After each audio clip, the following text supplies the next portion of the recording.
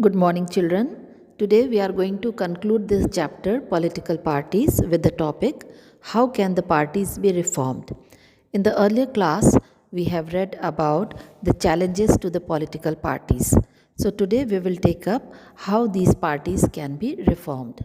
So we'll first take certain efforts and suggestions which has already been taken up by the government to reform the political parties. The first one is passing of an anti defection law. Now, our constitution was amended, that means changed, so that the elected MPs and MLAs they do not change their party. It was generally seen that these MPs and MLAs they change the party after being elected just to become the ministers or for getting the cash rewards. Now, according to the new law, which we have seen just now, that is anti-defection law, if any MLA or MP he changes his party, in that case he is going to lose his seat in the legislature. So, this new law has helped in bringing the defection down. Then the second point we'll take up is producing an affidavit. The Supreme Court has passed an order to reduce the influence of money and criminals. Now it has made compulsory for every candidate who is contesting the election to file an affidavit, and thereby he has to give the details of his property and criminal cases pending against him. So this new system, it has brought a lot of information to the public. That means we can come to know every detail about the candidates who are standing in the election.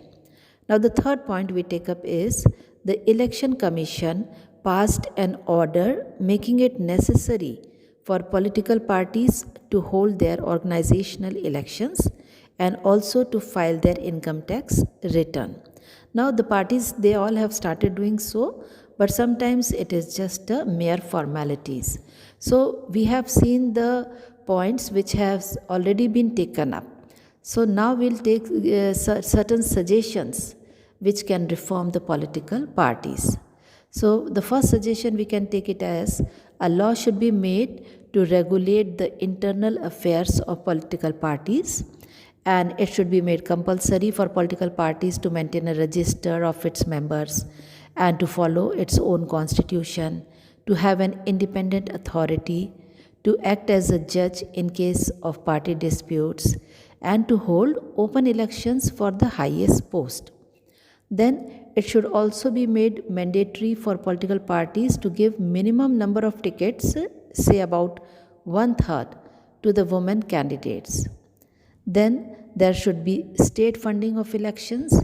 The government should give parties some money to support their election expenses. There are other ways also in which these parties can be reformed. The first one is people can put pressure on political parties, and all this can be done through petitions, publicity, and agitations. Then ordinary citizen, pressure groups, and movements, and media, they can also play an important role in this. So if political parties feel that they would lose public support by not taking up reforms, they would become more serious about these reforms. And the second point is the political parties can improve if those who want this join political parties, because we all know that the quality of democracy depends on the degree of public participation. It is difficult to reform politics if ordinary citizens do not take part in it and they simply criticize it from outside. So the problem of bad politics can be solved by more and better politics.